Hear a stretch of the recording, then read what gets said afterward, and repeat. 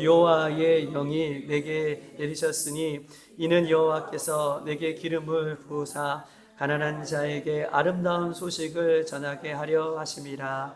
나를 보내사 마음이 상한 자를 고치며 포로된 자에게 자유를, 갇힌 자에게 노임을 선포하며 여호와의 은혜의 해와 우리 하나님의 보복의 날을 선포하여 모든 슬픈 자를 위로하되 무릇 시온에서 슬퍼하는 자에게 화관을 주어 그 죄를 대신하여 기쁨의 기름으로, 그 슬픔을 대신하여 찬송의 옷으로, 그 근심을 대신하시고 그들의 의의 나무 곧 여호와께서 심으신 그 영광을 나타낼지라. 일거름을 받게 하려 하심이라. 아멘. 아멘. 오늘은 이 이사야 61장 1절에서 3절에 있는 말씀을 가지고 우리 하나님의 말씀을 우리 나누도록 하겠습니다. 이사야 오늘 선지자는 예수님이 오시기 전에 몇 년 전 사람일까요? 좀 어렵죠. 몇 년 전 사람이냐 하면 이사야 선지자는 예수님이 오시기 전에 맞아요. 맞아요. 700년 전 사람. 제가 답을 다 가르치고 있었네요. 맞아요. 700년 전 사람이에요. 700년 하더라도 여러분 100년, 200년 지나가는 게 쉬운 긴 세월이 아니죠. 700년 동안 지났던, 그러니까 예수님이 이 땅에 오시기 전에 700년 전 사람이에요. 그런데 오늘 본문에 이 이사야 선지자는 예수님이 오실 것을 얘기하시고 그 은혜의 또 우리 하나님의 보복의 날, 회복되는 날을 선포할 때에 모든 슬픔이 사라지리라 라고 하면서 그 모든 슬픔을 사라지게 하시는 분이 누구시라? 맞아요. 예수 그리스도다. 모든 슬픔을 사라지게 하는 것이 예수 그리스도다. 그러면 이 이사야 선지자가 예수님이 오시기 전에 700년 전에 예수님이 오시면 모든 슬픔이 사라지기라 라고 했던 이 배경은 어떤 배경에 이스라엘 백성들이 지금 놓여 있는 상태일까요? 이스라엘 백성들이 지금 어떤 상태일까요? 기쁘고 즐겁고 행복한 시간들을 보내고 있는 것이 아니라 이 이스라엘 백성들이 지금 어떤 시간들을 보내고 있어요? 예수님이 오시면 모든 슬픔을 다 회복해 주시겠다라고 이사야 선지자가 결론적으로 말씀하고 계시잖아요. 그러면 이스라엘 백성들은 어떤 상황에 있기에 지금 이사야 선지자는 소망에 있는 말씀, 능력에 있는 말씀, 회복의 말씀을 지금 증거하고 있는 이유가 뭘까요? 우리가 잘 알고 있듯이 이스라엘 백성은 하나님 앞에 범죄함으로 지금 바벨론이라는 그 강대국이 쳐들어와서 이스라엘 나라가 완전히 패망하였고 이스라엘 백성들은 바벨론의 포로가 되었고 노예가 된 상태예요. 여러분, 노예가 된 상태에 여러분 나라가 빼앗겼고 나라의 이름을 자기 이름이라고 다니엘이라고 부를 수 없는 그 나라의 바벨론에 불러주는 대로 불러야 되는 그런 상황이 우리에게 놓여졌다면 이런 얼마나 가슴 아픈 일인가요? 그렇고 그런 상황에서 그 백성들이 노예의 삶을 산다면 얼마나 더 가중된 어려움 속에 그들이 살까요? 그런데 지금 이사야 선지자는 이런 이스라엘 백성들이 바벨론에 끌려가서 슬프고 어렵고 고통당하는 그들에게 무슨 말씀을 주는 거예요? 소망의 말씀을 주는 거죠. 앞으로 오실 이가 있는데, 앞으로 오실 예수님이 있는데, 그분이 구원자이신데 그분이 오면 모든 슬픔을 사라지게 하는, 모든 슬픔을 회복케 하는 그날들이 올 것이다. 그래서 1절부터 오늘 3절까지를 쭉 읽어보면 몇 가지의 슬픔을 겪는 사람들이 등장하냐면 8가지의 슬픔을 겪는 사람들이 등장해요. 몇 가지요? 8가지. 집에 가서 한번 찾아보세요. 8가지가 등장해요. 슬프고 또 뭐예요? 뭐라고 얘기하고 있습니까? 맞아요. 뭐예요? 포로된 자, 마음이 상한 자, 또 갇힌 자 쭉 이렇게 나오면서 몇 가지가 나온다고요? 총 8가지가 나와요. 여러분 8가지를 이사야 지금 선지자가 이 1절과 3절 속에서 예수님이 오시면 이 8가지 모든 갇히고 포로되고 또 깨지고 슬프고 이런 모든 것을 회복시킬 것인데 그러면 예수님께서 오셔서 1절부터 3절을 여러분 보세요. 1절부터 3절에 있는 말씀을 이 8가지에 있는 말씀을 예수님께서 오셔서 꼭 짰었어요. 꼭 짰어요. 그래서 꼭 짜가지고 두 가지를 뽑았어요. 우리 가래떡 뽑듯이. 죄송해요. 가래떡 뽑다고 얘기해서 가래떡 뽑듯이 하나를 뽑고 또 가래떡 뽑지 8가지를 집어넣어서 또 하나를 한 줄기를 뽑았어요. 2줄기가 딱 나왔어요. 8개를 딱 뽑았더니 8가닥이 나온 것이 아니라 2가닥이 나왔어요. 첫 번째 한 가닥은 예수님은 구원자이시죠. 모든 포로된 자를 뭐예요? 내가 구원해 주겠다. 이거 외에는 없어요.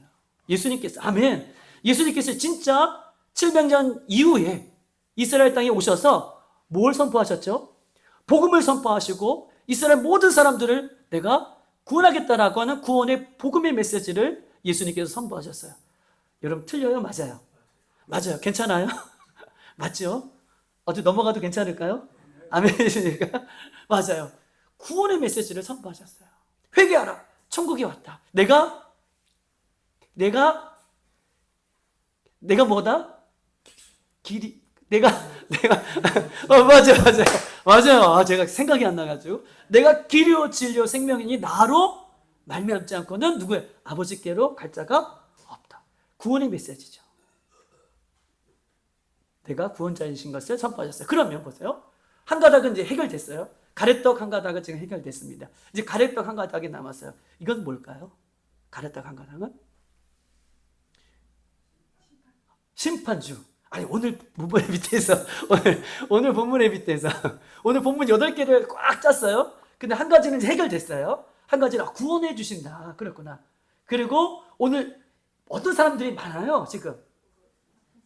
포로된 자들, 갇힌 자들, 그 다음에 무슨 자들이 많아요? 상한 자들, 막 이런 자들이 많잖아요. 이런 자들을 꽉 집어넣었어요. 그러면 예수님께서 한 가닥을 팍 뽑아내셨으면 예수님의 사역 중에서 한 가닥은 어떤 가닥일까요? 맞아요. 맞아요. 치유하고 회복해 하시는 사역을 예수님께서 700년 이후에 하셨어요? 안 하셨어요? 아니, 하셨어요? 안 하셨어요? 하셨죠. 그렇죠. 예수님께서 가시는 곳마다 마음이 상한 자들, 병든 자들, 귀신 들린 자들, 또 연약한 자들 예수님께서 치유하시고 회복시켜 주시고, 심지어는 귀신도 예수님께서 쫓아내시고 그 영혼을 회복시켜 주셨어요. 이것이 어떻게 보면 예수님께서 하신 2가닥의 뭐예요? 사역의 부분이다라고 이렇게 말씀할 수 있어요. 아시겠죠? 이 2가지 큰 사역을 지금 이사야 선지자가 이야기를 하고 있는 것입니다. 그러면 오늘 이 저녁에 큰 예배하러 나오신 여러분들은 우리는 예수 그리스도를 믿기 때문에 예수 믿으면 구원받는다라고 하는 메시지들은 안 들어도 될 것 같습니다. 그렇죠? 그렇죠. 할렐루야. 그것도 할까요? 우리 예수 믿기 때문에 다 왔으니까 예수 믿으면 구원받는다 라는 메시지들은 젖혀놓고, 그러면 예수님이 한 가닥 사역의 한 가닥, 그 한 가닥만 오늘 회복하고 말씀을 듣고 어떤 말씀을 예수님께서 하셨는지, 왜 그렇게 하셨는지에 대한 말씀을 우리가 들어왔으면, 오늘 받았으면 좋겠어요. 예수님께서요, 오늘 이 많은 사람들이 등장해요. 1절에 보면 이렇게 써 있습니다. 자, 보십시다. 가난한 자, 그 다음에 마음이 상한 자, 포로된 자, 그들을 자유케 하고 갇힌 자에게 노임을 하겠다라고 이야기하고 있는 것입니다. 여러분, 마음이 상하다라는 뜻은 무슨 뜻일까요? 마음이 상하다.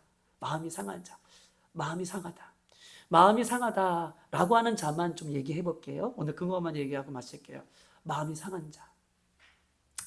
마음이 상하다는 것은 원문에 보니까 되게 쉬워요. 이거 꼭 잊어먹지 마세요. 마음이 상하다는 것은 마음이 삐졌다, 이런 뜻이 아니에요. 마음이 상하다는 것은 마음이 토라졌다, 나 말 안 해, 그런 것이 아니에요. 마음이 상하다는 것은 원문에 보면 이렇게 써 있어요. 부서지다, 무너지다, 깨지다, 조각나다. 4가지예요. 4가지 좀 기억하실 수 있으세요? 마음이 상하다는 것은 부서지다, 무너지다, 그 다음에 깨지다, 조각나다. 깨지다, 조각나다는 비슷하죠. 외울 수 있으시죠? 근데 앞에 2가지는 뭐였죠? 부서지고 무너진 거. 부서지니까 무너지겠죠. 이렇게 외우시면 되겠죠. 부서지니까 무너지고, 깨지니까 뭐예요? 맞아요. 조각나다. 그러면 한번 시험해 볼게요. 마음이 상하다는 뭐예요? 첫 번째? 아이, 또 여기서 넘어갔죠. 내가 금방 했잖아요. 부서지면 뭐예요? 무너지잖아요. 깨지면 뭐예요? 중앙나죠. 그렇죠. 이 연상하시면 돼요. 공부 잘하시는 분은 연상법이에요, 이게. 자, 부서지면 뭐예요? 무너지고. 깨지면 뭐예요? 조각나고. 그러면 제가 앞에 할게요. 여러분 뒤에 하세요. 너무 쉬웠어. 죄송해요. 부서지면? 아이, 진짜. 부서지면? 무너지잖아요. 깨지면 뭐예요? 조각나고. 꼭 잊어먹지 마세요. 이제 한번 통과해야지 설교가 계속 이어져요. 자, 합니다. 잘 들으세요. 깨지면?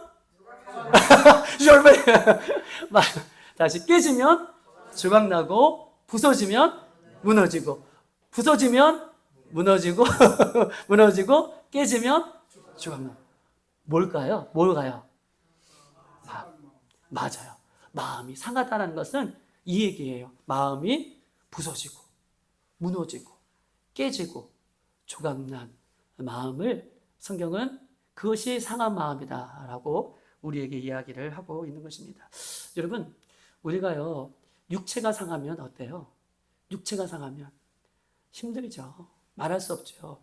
집 안에 육체가 연약하신 분이 한 분 있다고 생각해 보세요.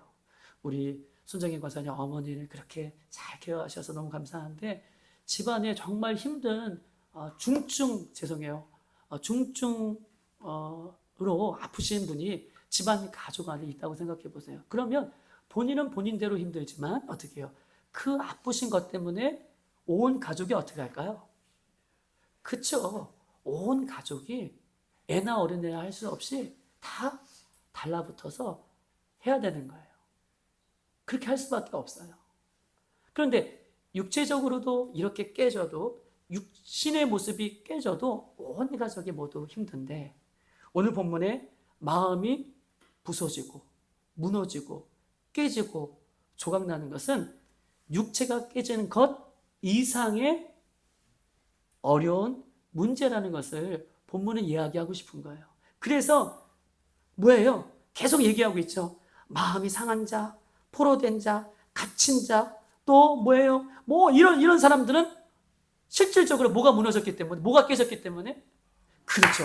마음이 깨지는 것부터 시작되는 것이기 때문에 예수님께서 오늘 본문을 짜내서 너희들에게 회복을 주고 싶은데 너희들 안에 깨지고 부서지고 조각난 마음을 우리 예수님께서 오셔서 회복시켜 주시고자 하는 말씀이 오늘 본문의 말씀인 것입니다. 예수님은요, 이 이사야 선지자가 700년 전에 예수님 오셔서 이렇게 회복시켜 주실 겁니다 라고 말씀해 주셨던 것처럼 예수님께서 초림주로 오셔서 예수님 곁에는 누가 따라다녔어요? 늘이요. 오, 맞아요. 병든 자들, 고아들, 가부들, 연약한 사람들. 이 사람들은 다 뭐가 깨진 사람들이에요? 그렇죠. 얼마나 주위 사람들에게 손가락질을 당하고 어려움을 당하고 그러면서 마음이 무너진 사람들, 깨진 사람들이 예수님 곁에 오셨고 예수님은 진짜 이사야 선지자가 예언했던 것처럼 오셔서 그들을 회복시키시는 일을 하셨다라고 이야기를 할 수 있는 것입니다. 여러분 보십시다. 어떤 분들에게 이런 얘기해요. 집사님, 요즘 어떠세요? 라고 물어보면 아유, 목사님 예수 믿는데요. 할렐루야 합니다. 천국이 소망되는데요. 할렐루야 합니다. 라고 고백은 하지만 집에 돌아가면 상황과 여건 때문에 환경 때문에 마음이 무너지고 깨지고 아파하고 힘들어하는 분은 안 계시냐고요. 저만이 그렇습니까?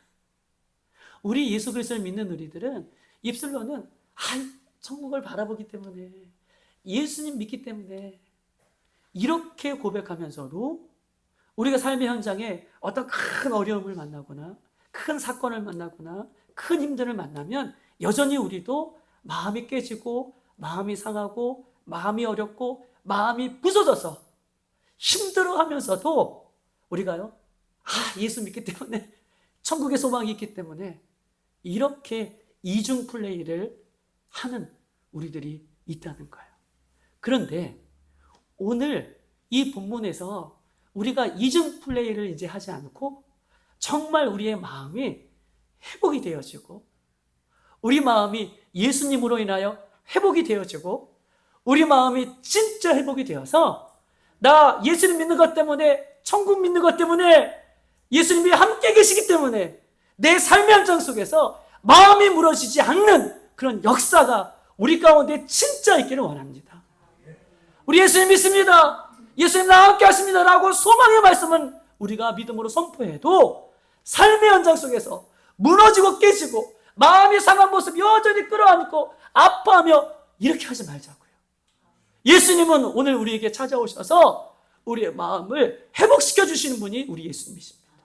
그 마음이 오늘 본문을 통해서 온전히 회복되기를 원해요. 그러면 오늘 말씀 메시지는 간단해요. 그럼 우리는 어떻게 회복될 수 있는가? 첫 번째는요, 상한 마음 그대로 예수님 앞에 나가는 거예요. 할렐루야. 상한 마음 그대로 예수님 앞에 나가는 거. 예수님은 상한 마음을 고쳐주신다라고 오늘 본문에 얘기하고 있어요. 여러분, 시편 51편 17절 이렇게 써 있습니다. 여러분 잘 아시는 말씀이에요. 구약성경 839쪽에 있는데, 하나님께서 구하시는 제사는 뭐예요? 상한 심령이라, 상한 마음이라. 하나님께서 구하시는 제사는, 하나님께서 원하시는 제사는 뭐예요? 상한 뭐예요? 심령, 상한 마음이에요. 다윗은요, 이 고백을 언제 했어요? 다윗이 이 고백을 한 거는 밧세바를 범하고 우리아 장군을 죽이고, 그가 하나님 앞에 너무너무나 죄송스러워서 그 상한 마음, 하나님 앞에 내가 하나님을 평생 사랑했고 예수 하나님도 나를, 다윗을 평생 사랑했는데 그 한순간에 차오르는 욕정을 이기지 못해서 밧세바를 범하고 밧세바의 남편 우리아를 전쟁터에 나가서 죽이게 한 이후에 하나님 앞에 얼굴 들 수 없는 그 상한 마음을 가지고 하나님의 이름을 부르고 하나님 앞에 나아갔어요. 그런데 그 상한 마음을 가지고 하나님 앞에 나아갔더니 하나님께서 뭐라고 얘기하시냐면, 내가 원하는 제사는 너같이 상한 마음이라 꾸중을 받을 줄 알고, 큰 하나님의 심판을 받을 줄 알고, 하나님의 무서운 불효령을 받을 줄 알고 두려운 마음으로, 상한 마음으로 주님 앞에 나갔더니 오히려 하나님께서 내가 원하는 제사는 뭐 드리고 무엇이 아니라, 내가 원하는 제사는 너희의 상한 심령이라, 상한 마음이라. 그러면 상한 마음은 뭘까요? 상한 마음은요, 예수님, 제가 죄인입니다 라고 하는 마음이에요. 여러분, 바리새인과 세리의 기도의 차이는 뭘까요? 바리새인과 세리의 기도의 차이. 여러분, 바리새인은요, 하나님 감사합니다, 제가 세리처럼 안 살게 해주셔서 감사합니다, 세리처럼 안 살게 해주셔서 감사합니다 라고 하는 것이 기도였어요. 저는 금식도 했고, 저는 기도도 했고, 저는 예배도 했고, 저는 구제도 했고, 저는 하나님 앞에 손을 들고 율법도 지키고 다 했습니다. 저는 세리처럼 안 살게 해주셔서 감사합니다가 바리새인들의 기도예요. 근데 세리의 기도는 어떤 기도입니까?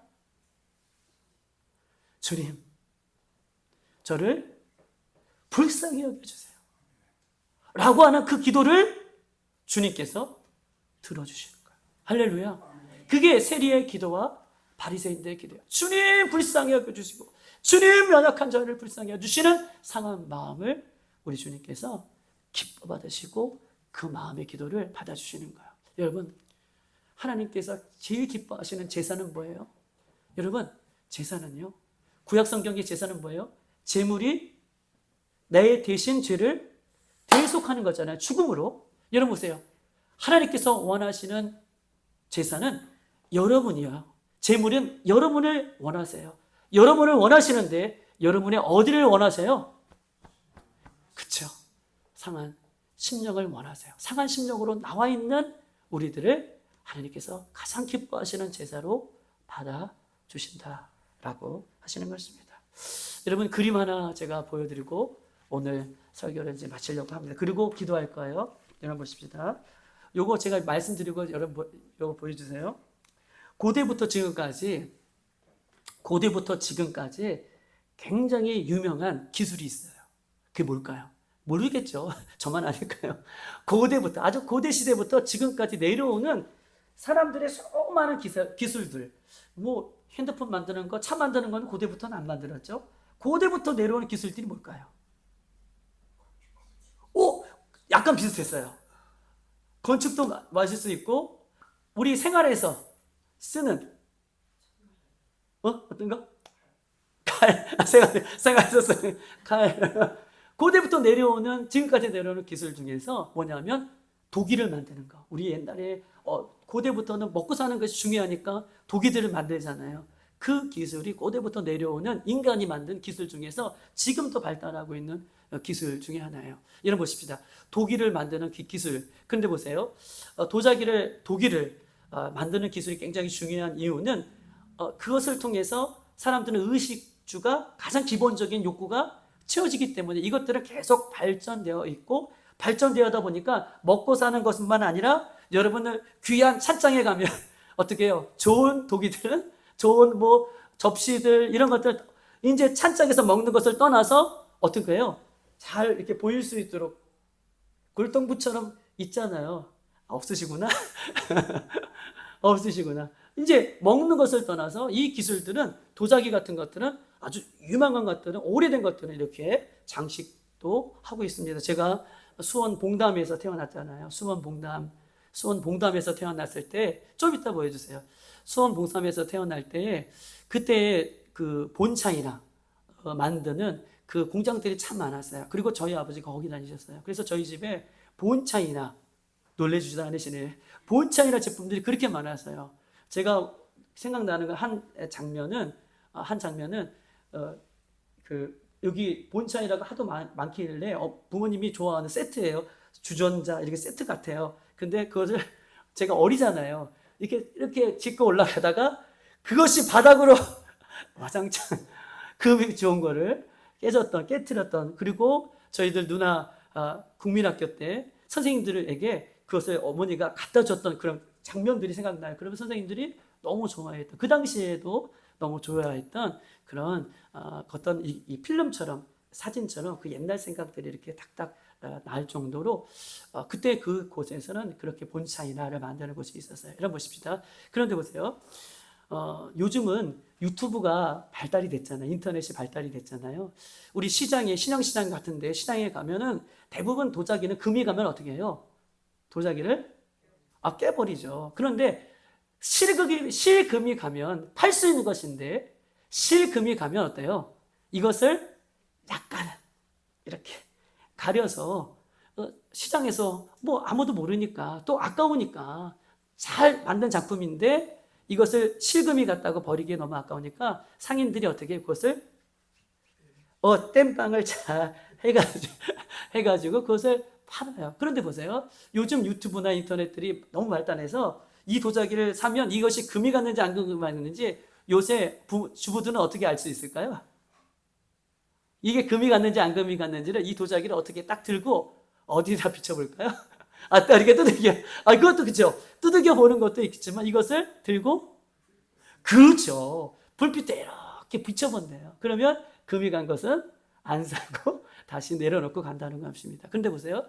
이 고대부터 발달된 이 도자기 중에서 대부분 도자기를 만들고 도자기에 금이 가면 대부분 박살을 내고 깨요. 그리고 새로운 도자기를, 온전한 도자기를 만들어요. 근데 보십시다. 일본에 1500년 전에부터 일본에 한 사람이 있는데, 이 사람은 깨진 도자기를 수리해서 작품으로 만들어서 원 도자기보다 더 비싼 가격으로 파는 사람이 있어요. 이해 안 되시죠? 깨진 도자기인데 원 도자기가 비쌌지, 도자기가 깨졌는데 그것을 이렇게 도자기를 붙여서 더 비싸게 사는 사람이 있을까? 이해가 안 되시잖아요. 근데 이 깨진 도자기를 붙여서 그 도자기, 이 금이 간 곳에 뭘 칠하냐면 진짜 금을, 그 깨진 그 금이 간 도자기를 붙였잖아요. 이 붙인 본드처럼 거기다가 금을 입히는 거예요. 그리고 깨진 도자기를 다 금으로 입히는 거예요. 한번 보여주세요. 보이시죠? 여기 금이 있어야, 금이 갔잖아요. 깨졌어요, 이 도자기가. 깨진 도자기를 일일이 다 조각조각을 붙여서 거기다 뭘 입혔어요? 금을 입힌 거예요. 또 하나 보여주세요.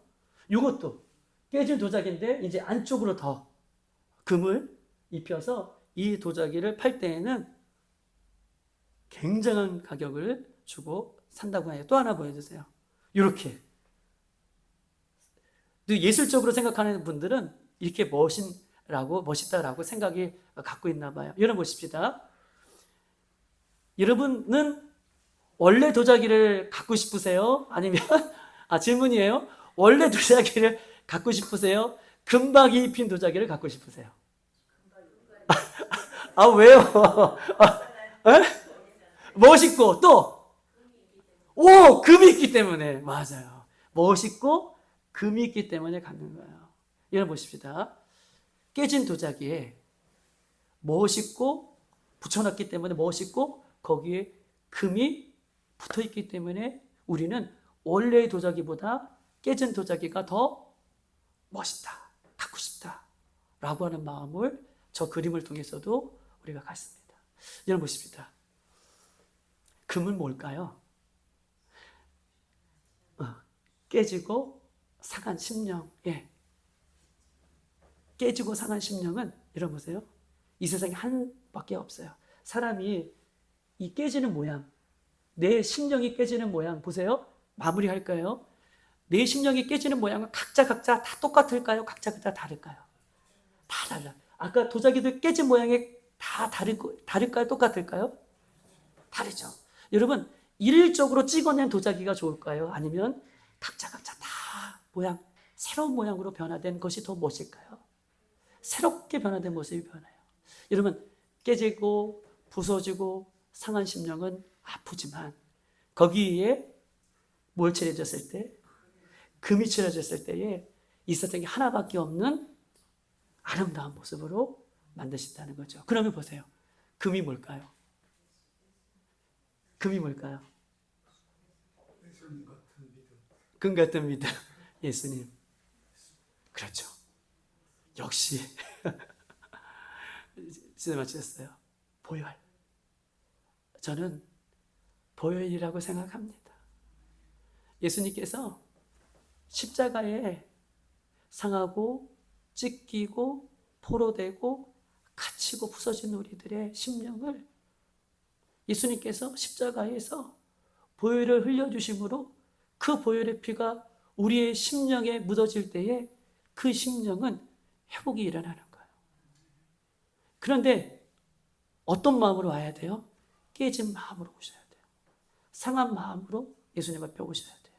그리고 예수님의 보혈의 피, 금 같은 귀한 보혈의 피를 그 깨진 도자기에 발라주실 때에 이제부터는 부족하고 깨진 모습이 아니라 또 집에 가서 픽 쓰러지고 이런 것이 아니라 세상에서 하나밖에 없는 가장 귀한 존재로 우리 하나님께서 여겨주시는 거예요. 뭐가 발라졌기 때문에. 뭐가 발라졌기 때문에 우리가 사고 싶어요? 저 갖고 싶어요? 금, 보혈이 발라졌기 때문에 그렇습니다. 오늘 이 밤에 우리가 어떤 마음으로 나와 있는지 모르지만 예수님의 보혈의 은혜가 여러분에게 넘쳐 흘러 우리에게 깨지고 부서지고 상한 마음들, 그 마음 위에 예수님의 보혈의 피가 발라지기를 원합니다.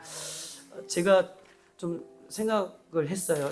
찬양하면서 하나님께서 주신 마음이니까 그냥 하고 싶어요. 우리 성희자매님 위해서 좀 기도해 주고 싶은 마음이 좀 감사하죠. 이게 상한 마음 같아요. 감사합니다라고 하는 것이 좋아요. 우리 성희자매 앞으로 좀 나와주세요. 네. 성자매님이 좀 힘들었나?